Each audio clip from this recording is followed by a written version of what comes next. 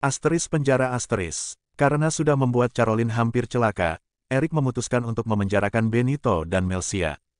Kalian hari ini keluar, jangan buat masalah kembali, salah satu petugas penjara menceramahi sepasang suami istri itu. Benito dan Melcia benar-benar tidak akan pernah mengira kalau mereka akan masuk penjara. Mereka sudah mendapat karma atas apa yang mereka lakukan, mereka harus melakukan sesuatu untuk bisa keluar dari tempat itu. Namun sayangnya penjara yang dipilih oleh Caroline tidak akan pernah membuat sepasang suami istri itu keluar. Kebahagiaan yang didapatkan oleh Caroline setelah melahirkan 4 anak kembar, kebahagiaan yang akan selalu menuntun pada setiap cerita indah dari pernikahannya dengan Eric. Setelah Benito dan Melcia dipenjara, Caroline sedikit lega, dia tidak akan merasakan kesakitan karena orang tuanya yang tidak pernah mencintainya. Sekarang gilirannya untuk memberikan cinta kepada anak-anaknya, memberikan cinta kepada suami yang sudah membuatnya mendapatkan kebahagiaan seperti ini. Kamu tahu, sayang, ini adalah hadiah yang paling indah, ucap Caroline tersenyum sembari menatap anak-anaknya. Wanita itu benar-benar mendapatkan kebahagiaan yang sangat luar biasa. Seharusnya aku yang berterima kasih kepadamu, sayang. Kamu sudah memberikan aku kebahagiaan. Kamu sudah memberikan aku cinta yang begitu luar biasa, cinta gila yang membuat aku tidak bisa bergerak sama sekali. Memang benar-benar aku tergila-gila padamu, sayang, aku benar-benar seperti pria gila yang tidak akan bisa melepaskanmu, jawab Caroline yang kemudian memeluk sang istri. Perasaan yang begitu indah, perasaan yang penuh dengan cinta yang begitu luar biasa, kelahiran 4 anak kembar dari sepasang suami istri yang sedikit berbeda jalan namun akhirnya menjadi satu. Di tempat lain pula Kelvin akan memantapkan hatinya, pria itu ingin menjalani hidup dengan wanita yang selama ini dia sukai, sedangkan Stella dia harus berusaha lagi untuk mendapatkan perhatian dari Elios. Bagaimanapun Elias selalu bersikap begitu dingin padanya, belum pernah sekalipun pria itu memberikan perhatian kepada Stella. Seperti apapun kehidupan 4 orang itu akan menjadi cerita manis, Caroline sudah mendapatkan kebahagiaannya bersama dengan Eric. Anak-anak yang dia lahirkan begitu mungil, 3 anak laki-laki dan 1 anak perempuan. Daniel Regan, David Regan, Joshua Regan, Jesselyn Regan. 4 anak itu adalah nama anak-anak yang begitu dicintai oleh Caroline. Beberapa hari kemudian, sayang, panggil Caroline.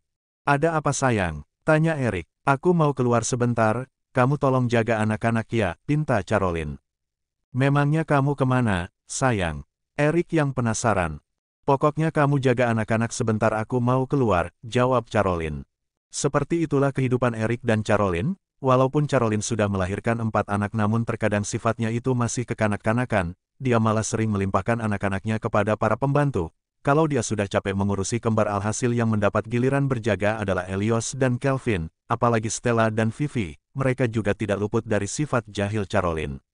Selalu saja bayi kembar itu membuat rusuh. Selalu seperti itu kehidupan Caroline dan Eric, setiap kebahagiaan akan mereka dapatkannya, setiap perjalanan dari cerita mereka akan selalu menjadi tulisan yang begitu indah.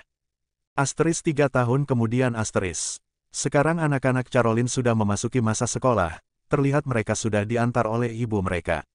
Kehidupan Caroline benar-benar begitu berbeda, sangat berbeda hingga siapapun yang melihat wanita itu tentu saja mereka tidak akan pernah mengira dia adalah wanita yang selalu membuat rusuh. Hari ini Caroline membawa anak-anaknya ke salah satu sekolah yang katanya begitu favorit. Kelahiran si kembar membuat Eric begitu bahagia, walaupun pria itu terkadang sangat posesif kepada keluarganya. Selamat siang, Nyonya, ada yang bisa kami bantu? Tanya salah satu guru yang ada di sekolah elit itu. Saya ingin mendaftarkan anak-anak saya sekolah di sini, jawab Caroline. 4 anak kembar yang berdiri berdampingan, salah satu guru yang ada di sana kelihatan tersenyum. Dia menatap bocah-bocah lucu yang membuat mereka ingin mencubitnya.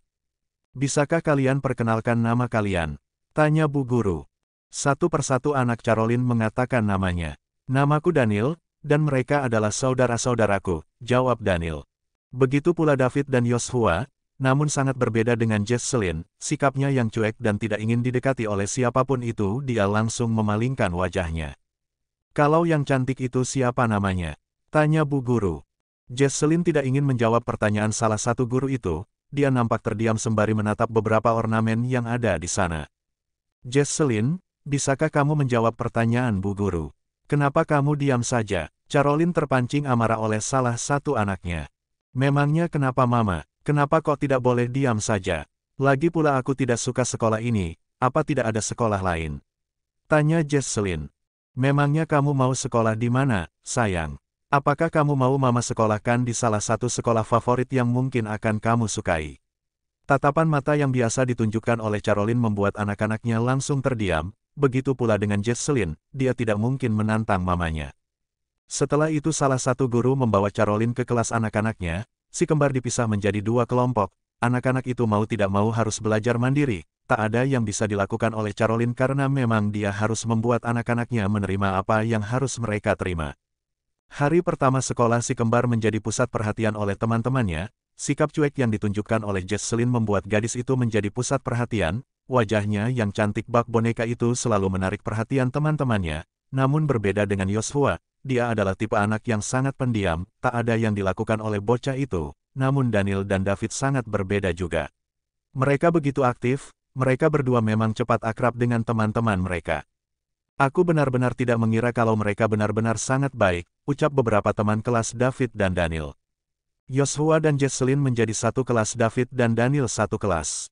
Hari demi hari terlihat sekali kalau si kembar menjalankan rutinitas sekolah mereka, terkadang pula mereka selalu membuat onar, membuat kegaduhan juga membuat suasana di sekolah begitu ramai. Ada beberapa teman sekelas David yang tidak suka dengan kedatangan mereka, bocah SD itu selalu membuat kerusuhan terkadang pula mereka selalu membuat Jesselyn ataupun Joshua menjadi bahan permainan jahat mereka. Ada apa, sayang? Kenapa raut wajah kalian seperti itu? Apakah ada sesuatu yang mengganggu kalian? Tanya Caroline saat berada di rumah. Iya, apakah ada sesuatu? Kenapa kelihatannya kalian seperti itu? Kalian seperti mumi yang baru keluar dari peti mati, canda Eric. Anak-anak yang ada di sekolah kami selalu mengganggu kami, Papa. Papa tahu, mereka selalu berbuat jahil kepada kami, jawab Jesselyn. Lalu, apa yang kalian lakukan? Tanya Eric. Biarkan saja, itu tangan mereka kan kalau mereka capek pasti mereka akan diam, jawab Jesselyn. Kalau kalian diam saja kalian akan dipermainkan oleh mereka, seharusnya kalian melawan mereka. Memberikan mereka pelajaran bahkan membuat mereka diam tanpa bisa melakukan apapun. Caroline malah memberikan pelajaran yang sedikit mengkhawatirkan. Benarkah, Mama, apa boleh kami melakukan hal itu? Tanya Jesselyn. Tentu saja kalian boleh melakukan hal itu. Jika mereka berbuat jahat pada kalian langsung saja beri mereka pelajaran. Jika mereka tidak melakukan kejahatan kita tidak boleh melakukan kejahatan pada mereka, jawab Caroline. Eric selalu terhibur oleh kata-kata istrinya, walaupun sifatnya terkadang seperti anak-anak namun setelah kelahiran si kembar sifat Caroline sudah banyak berubah. Mama, kalau aku menghajar mereka boleh tidak? Tanya Daniel. Kamu mau jadi preman atau kamu mau sekolah? Kalau kamu mau menjadi preman gak usah sekolah. Nanti papa akan kirim kamu pelatihan tinju atau kamu papa kirim ke tempat lain, jawab Eric yang membuat Caroline langsung melotot kepada suaminya. Memangnya kamu berani melakukan hal itu, sayang? Kamu mau mengirim anak-anakmu kemana? Tanya Caroline yang malah membuat Eric langsung terdiam. Tidak, sayang, aku tidak mungkin melakukannya, aku hanya memberi mereka penjelasan agar tidak melakukan sesuatu yang salah. Eric langsung memutar haluan. Kalau dibiarkan saja istrinya akan sangat murka bahkan dia akan kehilangan senyumnya untuk 1 hari penuh. Ya sudah kalian mandilah setelah itu kalian ke ruang makan, Mama akan membuatkan sesuatu untuk kalian, ucap Caroline. Benarkah, Mama akan masak apa? Tanya Joshua yang langsung membuka suara padahal tadi dia membisu tanpa mengucap sepatah kata pun. Sudah beberapa kali anak-anak Caroline dan Eric selalu berpindah-pindah tempat, mereka selalu mendapat masalah karena David dan Daniel yang sering sekali menghajar teman-temannya karena mereka selalu mengganggu Jesselyn. Kenapa kalian harus mengatakan itu? Kalian mau kita selalu berpindah-pindah sekolah? Aku ini capek, kalian kira kakiku tidak mau putus. Kita itu sudah pindah 2 kali gara-gara mulut bawelmu itu. Aku tidak mau pindah sekolah lagi gara-gara mulut-mulut bawel kalian, kesal Jesselyn.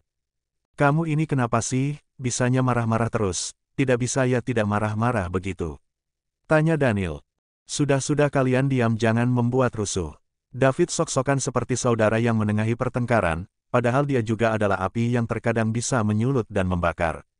Dasar, mulut bawelmu itu selalu menyebalkan. Kamu bisanya menyulut api, apa kamu mau mulutmu itu aku bakar sekalian, kesal Jesselyn.